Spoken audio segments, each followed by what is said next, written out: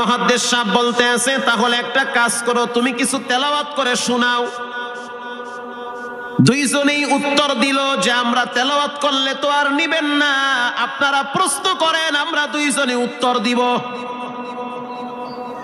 আমি তো আশ্চর্য হয়ে গেলাম, জীবনে কত হাফেজ দেখছি, এরকম হাফেজ দেখি নাই। প্রশ্ন করবেন, আমি উত্তর দিব। বুঝতে পারলাম ভিতরের খবর কেউ না জানলেও একজন জানেন, তিনি হলেন কে?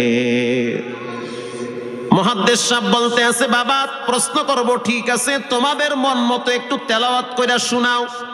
তেলাওয়াত যদি মানসম্মত হয় তাহলে ইন্টারভিউ নিব, যদি না হয় তাহলে ছাঁটাই করে দিব। এবার ছোট যেটা সেটা তেলাওয়াত শুরু করলো সূরা তাহা থেকে। তাহা মা আনজালনা আলাইকাল কুরআনা লিতাশকা। এত সুন্দর পড়া মনে হইতে আছে, আসমান থেকে কোরআন নাজিল হইতেছে। এত সুন্দর পড়া, কত রঙের ঢঙের পড়া শুনলাম, এই পড়া কোনোদিন শুনি নাই। আমি তাকায় দেখলাম স্থানীয় টিউনো সাহেবের চোখের পানি বায়া বায়া পড়তেছি। ইশারা দিতে আছে আরো তেলাওয়াত করতে বলেন। এই পড়া তো শুনলে আমার দিলের ময়লাগুলা কাটে। আল্লাহর ঘরে যখন গেছি, বাইতুল্লাহ ফজরের টাইমে ইমাম সাহেব তেলাওয়াত করলে যেমন মনে হয়, মনে হইতে আছে ওই কোরআনের আওয়াজটা এখন এই মসজিদে বাজতেছে।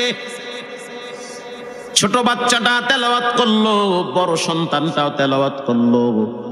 এবার যারা হাফেজ সাহেব ছিল তারা প্রশ্ন শুরু করলো। যেখান থেকে প্রশ্ন করে পৃষ্ঠা ঠেকায়া দেয়, একটা জায়গায়ও আটকাইতে পারে না। এমনকি বাচ্চা দুইটা এটাও বলেছে, যদি আপনাদের যদি ধৈর্য থাকে তো আমরা দুইজনে পুরা 30 পারা এখানে এক দাঁড়ানে পড়ায়া দিব। আশা করি একটাও বাঁচবে না। এত সুন্দর পড়াশোনার পরে মোতাওয়াল্লি সাহেব বলল, সব বাদ, আমার কাছে এই দুইজনই পছন্দ হয়েছে। এই দুইজন রে মোতাওয়াল্লি সাহেব দাঁড়াইতে পারে না, হুইল চেয়ারে বসে থাকে, কাছে ডাইকা বুকের সাথে জড়ায়া ধরছে আর বলতে আছে, আল্লাহ এমন একটা সন্তান যদি আমার থাকতো, জীবনটা ধন্য হয়ে যেত।